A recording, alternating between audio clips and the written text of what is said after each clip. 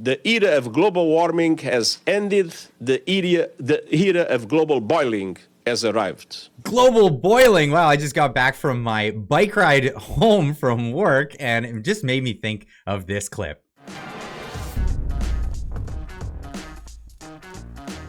Now, we saw the weather back in the summertime. It wasn't warm enough to warrant the colors or even the flames on the screen, but they definitely were going with this whole thing. Of course, this is the clip, the original clip of this lunatic from the United Nations declaring that we are done with global warming. It is no longer the era of global warming. It is the era of global boiling. The speed of the change.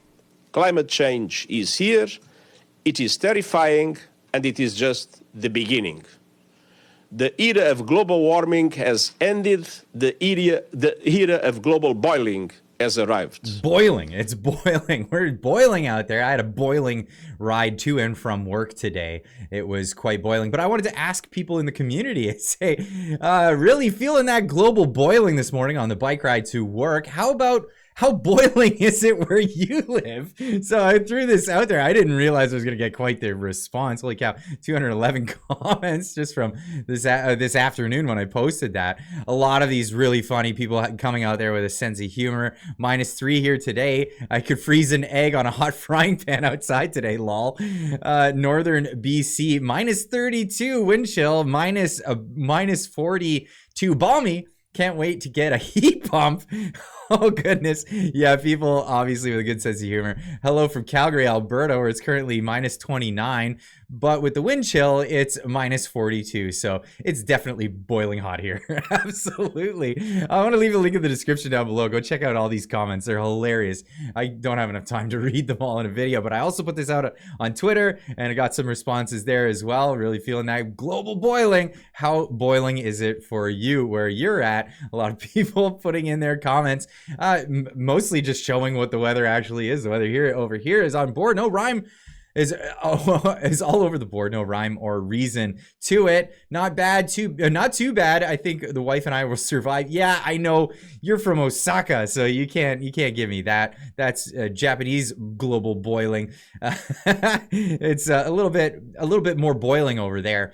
-32, our peak boiling last night. Holy cow, pretty warm up here, sweating buckets out of a sweltering -31 with this one. Holy cow, what? I can't hear you. I'm just drowning in the boiling. I'm so boiling at -32. I mean, I think you get the idea here. Boiling, absolutely boiling. But this is funny because the sensationalism never stops. Whether it's too hot. There's a dome, a heat dome, as we heard last summer when it wasn't actually that hot. But now it is getting cold, and, well, bitter cold from Arctic intrusion. It's the intrusion. It's intruding us. It's getting in our personal lives. It hits BC and much of Western Canada. Holy cow. Ski resorts closed because of extreme cold. Teachers are impressing students by instantly freezing boiling water, and it's even too cold for a zoo penguin walk. Extreme cold has moved over Western Canada from Arctic, bringing in wind. Chill values approaching -50.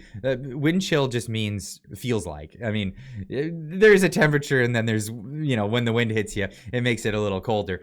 To some areas, surprising even residents who know how to deal with cold winters. It's so funny because I always hear from the old timers, you don't know, back in my day, it was always so cold. Now they're like, it's intrusions. The intrusions are coming. Oh, but more news headlines that are just cracking me up. Snow shoveling and heart attacks. The spurious correlation you didn't even think of.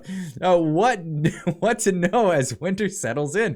What kind of story do we have coming on here? Snow shoveling can be a good exercise, but Jeff Leiper knows all about the dangers it could pose. Leiper, an Ottawa City councillor, had a heart attack in February 2019 while shoveling snow. Wow, we had to dig all the way that far back just to get a story for today. With many parts of Canada experiencing their first significant snowfall For this season, this week, Leiper is among the voices warning about the dangers of shoveling snow. From the time I started to the time when I figured I had to stop, I'd been out probably for a couple of hours, Leiper told Global News. It was pretty strenuous day of shoveling, but I was surprised that I had taken a heart attack. What? Snow shoveling is linked with heart attacks. Are you kidding? What? 2017 study from the Canadian Medical Association found that heavy snowfall and shoveling after a snowstorm increases the risk of going to the hospital for a heart attack, especially for men. Oh, again, this is spurious correlations for 300, Alex. I like to take the daily double. Yes, of course. Maybe it's the fact that what came first was your poor health and maybe being overweight and not taking care of yourself. That probably is the reason for the heart attack, not the shoveling in the snow. It's probably the exercise with the bad health. But hey, don't mind me. Now, one group of individuals that do not take a rest in this kind of environment, well, that's environmentalists, of course. Police bring environmental climate activists warming blankets because the weather is too cold. Maybe the environmentalists need to prepare better. Maybe the Earth does have different seasons and climates. Maybe the Earth had its own cycle for over thousands of years, but here they are being wrapped up like the little babies they are. Oh, you get cozy there on the asphalt that you're I don't know, whatever their thoughts are in this one. I tweeted out saying, if only they could predict what the weather would be ahead of time. I don't know. They're trying to tell us that yeah, anyway, don't need to explain the joke. But hey, here's an article that I really found interesting. This is 50 years of failed doomsday eco-apocalyptic predictions. The so-called experts are 0 and 50. You guessed it, they got it all wrong. And do you think that any of their predictions that they're saying now are any better? I'll leave that one up to you guys. Leave a comment in the comment section down below. Modern doomsdayers say they've been predicting climate and environmental disasters since the 1960s.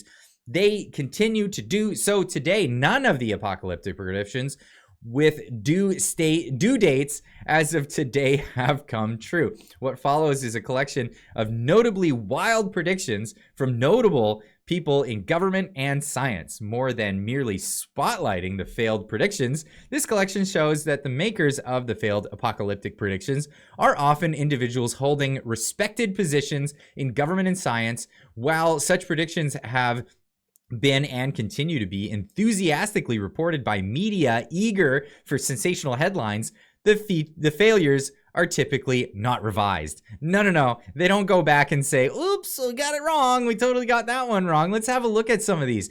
Starting at 1967, when they're going to have a dire famine by the 1975 and 69, they said everyone will disappear in a cloud of blue steam by 1989. Oh, wow, that's crazy. Blue steam.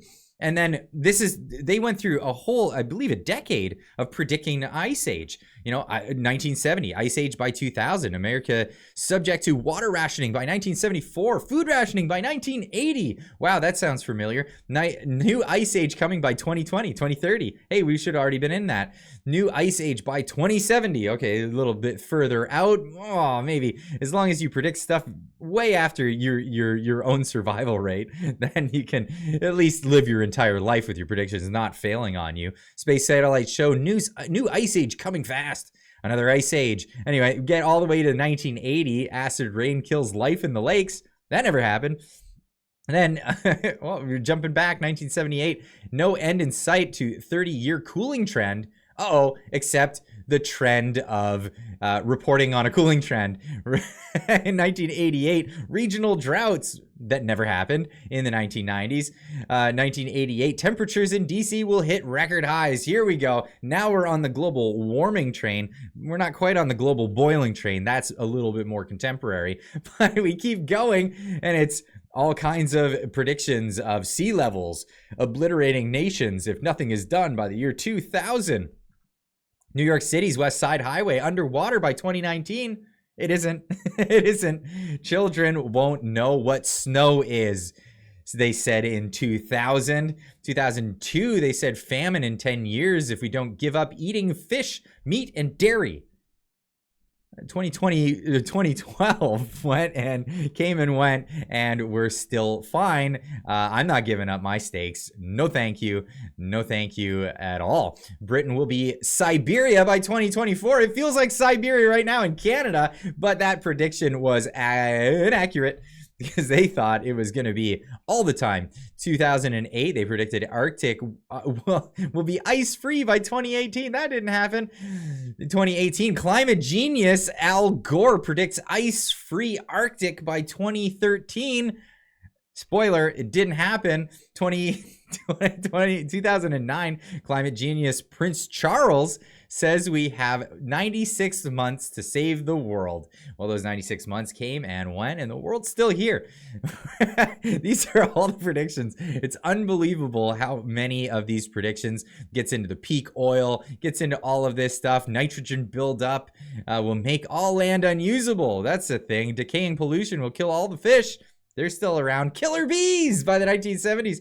It's incredible how many of these things never, ever, ever came true, and they're still making these predictions. But somehow, this time it will be different, and the experts and 16-year-olds of today will suddenly be correct in their new predictions of eco-doom and eco-disaster. Not, I don't think so. Absolutely not. This is not something that I'm predicting for the future. What I'm predicting is a lot more of just kind of the way it's been over many, many, many, many moons. But hey, anyway, leave a comment in the comment section down below. Let me know what you think about all of this one. Don't forget that there's a special meetup actually happening this Saturday in Squamish, British Columbia.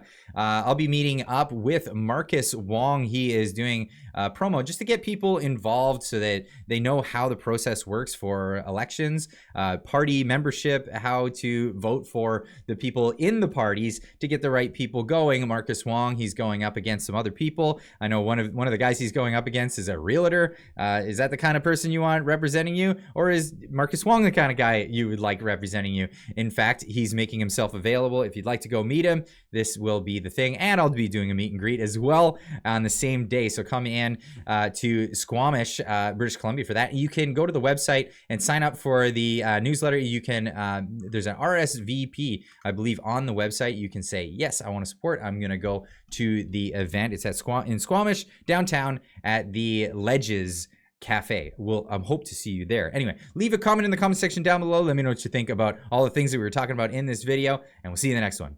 Keep on trucking.